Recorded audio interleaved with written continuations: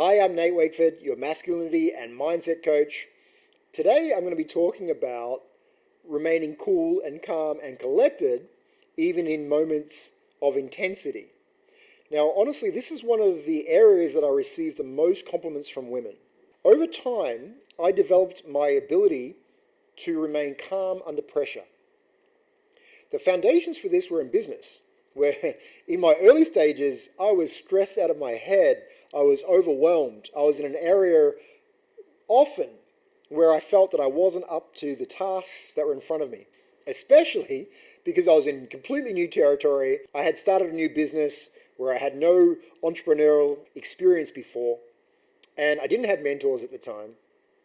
And I went from being successful in university and getting high grades to all of a sudden failing really quite abruptly, from being successful in university to now finding myself consistently falling short and not knowing what to do, as the success I experienced in university was not transferring to success in business. But over time, I learned how to regulate my nervous system.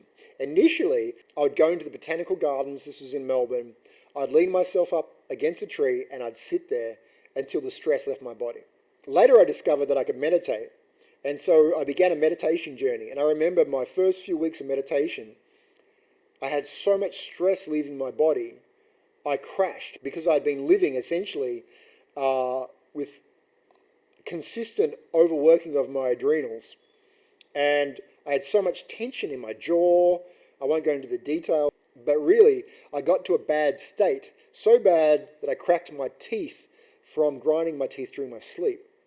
So the meditation helped a lot, and I began to see that the regulation of your nervous system is a very, very critical component of developing the bandwidth in your ability to remain calm under pressure. So the first thing was developing consistent rituals like meditation, like exercise, like time in nature, like breath work, which helps to regulate your level of stress, your excitement in your body, and bring yourself back to calm stillness. So that's a very important foundation. The next was the ability to hold myself in my center, hold my frame under intensity. And I did that through things like nail boards, temescals, which are like sweat lodges, ice baths, where I learned to focus my mind in a way that even as I was experiencing a high level of intensity from this external influence, I could choose to will myself to become calm in that intensity. So that became a very important factor. The other thing that I did was I worked extensively on resolving subconscious patterns and traumas, such that it became much more difficult to trigger me. And so when you heal your childhood wounds and traumas, often we go into an automatic response, fight, flight, fawn, when we are triggered by an emotional wound. When those wounds are healed, there's just less to trigger us. So that's a really important component. The final component, which is somewhat related to that, is I began to have a level of consistency and discipline in self-care that slowly built up my esteem, built up my self-worth, built up my confidence, such that I became fulfilled within. And so I became internally referenced. I stopped reaching for acceptance, love, and approval externally. And when you do so, when you have an internal frame of reference, and this is also complemented by embodiment exercises, where you can have a split awareness, where you maintain part of your consciousness on yourself, even when engaging with other people, these factors combined meant that I started to have a very strong identity, a strong frame, where it became very difficult for anyone really to take me off center, to have me fall into their frame. I also learned NLP, which from a language perspective, I began to understand how language can be used to hook people, to have you fall into their frame. And so that was another beautiful skill set that I added to my own repertoire. So it's actually very easy for me to take back frame if ever my frame is challenged through the use of words. So I encourage you to also study language.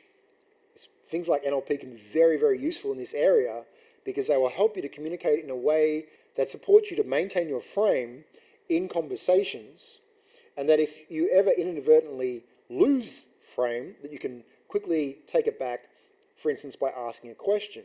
Another thing that I think I care to mention is I'm able to hold myself in my center in an embodied way, in an embodied presence, without the need to reach, especially with women, for something from them. And because I've had, I guess, a considerable amount of experience in communicating and interacting with women, there's an abundance there. And when you're coming from abundance and not scarcity, you're not so jumpy. You're not so eager to try and jump on a moment that you feel there might not be another one coming.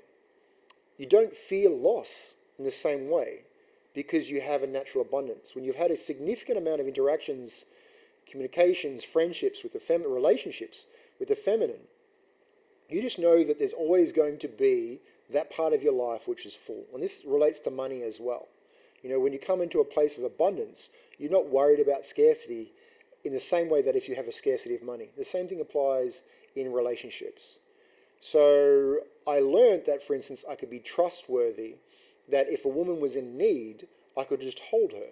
I could let her process, if rather than turning that into an opportunity to show myself to be of lesser character. Or if a woman was in a strong emotional state, I would be unwavering. And I was able to diffuse that intensity, to bring calm to that chaos. And I found that if a man who has the ability to do so becomes very valuable, very precious in that ability. Because so many men become combative, become reactive, that if you can just hold your center, stay in your own energetic field, that you can provide a level of peace and in your non-reactivity that can restore order to that woman's world. Over time, women will start to see how you relate to other women, and they'll see you as a safe man. They'll see you as a man who is calm in your presence, doesn't try to reach or grab, creates a sense of well-being around him, and in doing so, women begin to open up more and more to you because they realize that they're able to share their inner world with you. They realize that you're strong enough to be solid even as they express their insecurities or uncertainties. Because you'll also be in a place of non-judgment. You'll be in a place of your own fullness. And you share from that fullness to raise the well-being of the people around you without taking on their problems. And without trying to fix things, you can just be in your own fullness. You're not trying to gain something from each interaction because you're already approaching it from a wholeness and a fullness within.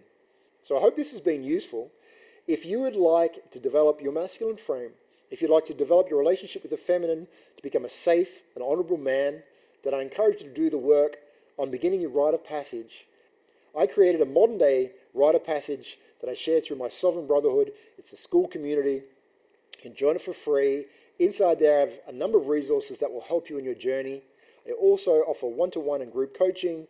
Again, the details are provided in the captions below. You can schedule a call with me if anything of what I'm sharing with you resonates. Thank you so much for watching. I look forward to seeing you in the next video.